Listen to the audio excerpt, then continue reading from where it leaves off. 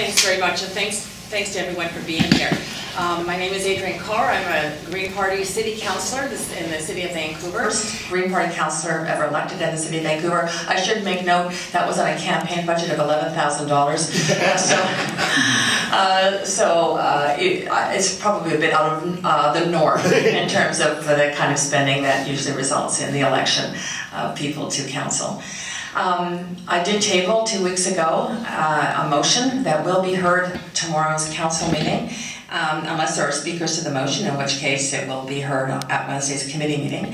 My motion is indeed called Campaign Financing Limits for November 15th, 2014 Vancouver City civic election. My motion was seconded by George Affleck of the NPA. And I have to say, as a point around democracy, which is one of the reasons why I tabled this motion, I find it very satisfying to know that other members of another political party, which is the NPA, from the beginning of my term in office, and this is my first term, did approach me to say that they were willing to and offered to second my motions, even if they never vote for them, for the sake of debate. And to me, that is an amazingly good stand in terms of democracy. There's 2 reasons why I tabled this motion. One is the situation of unfairness in terms of elections and election results. I think most of us have incredibly great concerns when we hear about American elections, for example, and the billions of dollars that are spent to win an election. That same concern has been expressed within Vancouver, and in Vancouver, the competition to win an election has resulted in the escalation of not only campaign spending, but individual campaign donations, to the point where Vancouver had the highest spending election ever in the last election. And cumulatively, it was over $5.2, almost $5.3 million spent by the parties, largely by the 2 parties, NPA and Vision Vancouver. And donations in the single amounts from single individuals of almost $1 million, and many in the several hundred thousands of dollars. What that means is that there isn't a level playing field when it comes to elections and the potential to win. As I say, myself accepted in the last election, which is unusual. But generally speaking, that much money going into advertisements, going into the overall spending to raise the profile of parties and names does end up determining the outcome of an election. And that is simply not democratic. Money should not buy elections. It should be the will of the people by being approached by the parties and the candidates to convince them that their policies, their platforms, what they are saying they will do for those citizens in the next year is what warrants receiving the vote of the individual citizen. The second reason that I felt very strongly about putting forward my motion was that there is an undermining of democracy in my mind when citizens who come to speak to City Council say that they believe that the minds of politicians are made up, predetermined, and will go the way of a developer's wishes without incorporating the wishes of citizens. This lack of faith, lack of trust that city councillors have open minds.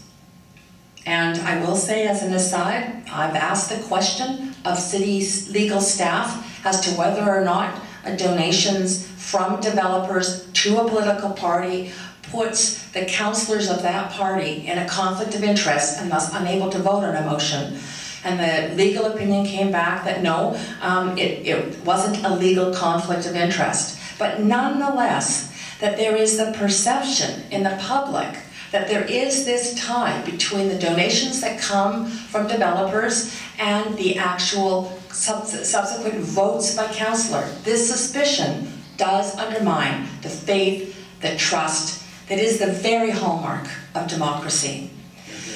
I was inspired to put forward this motion when a citizen came and spoke on this issue to City Council and noted that there was a motion passed by North Vancouver councillor that in the absence of the provincial government setting limits for municipalities in this province, the North Van City Council decided they would self-impose limits and adhere to those, well, make a commitment to adhere to them. And I'm going to quote from their motion because there's a piece of it that I found very inspiring. Their recognition of exactly what I'm talking about. The appearance of a conflict of interest is created when developers and unions that make significant contributions to election campaigns of candidates for council also have matters that come before council, and that whether or not these conflicts are permitted in law, they harm the reputation of council and impair the legitimacy of its decisions. So indeed for me, it's the fairness of the election, it's the legitimacy of the decisions in the minds of the citizens, and the lack of faith in real democracy that prompted me to put forward my motion. My motion calls for two things.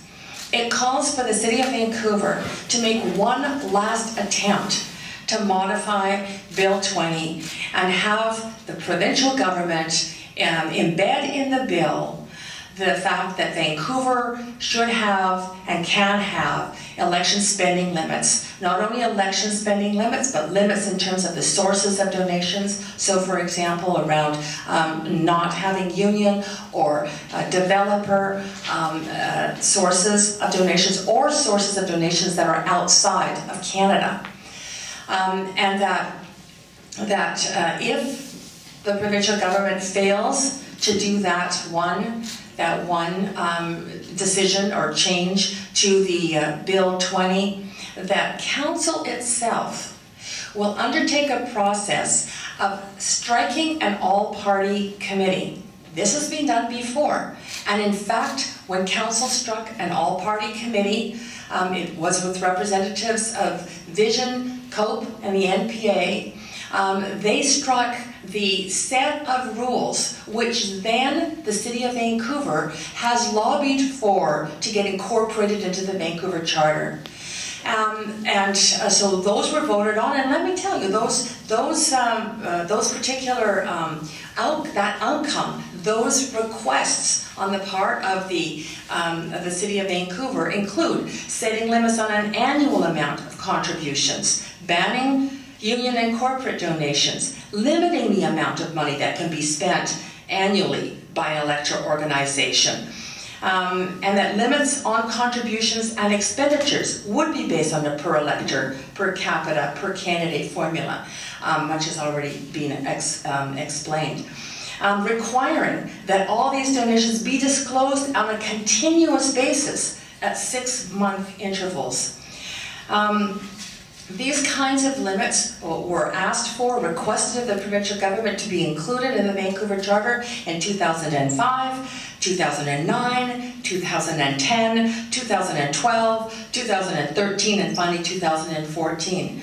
And, you know, if the province does not respond, then this committee, the same kind of idea, all-party committee and council, will come up with rules that will be used by the electoral organizations that decide they will adhere to them for the 2014 election, so that we can have at least not one more election where there are unlimited donations, unlimited spending, which undermines the very principles of democracy.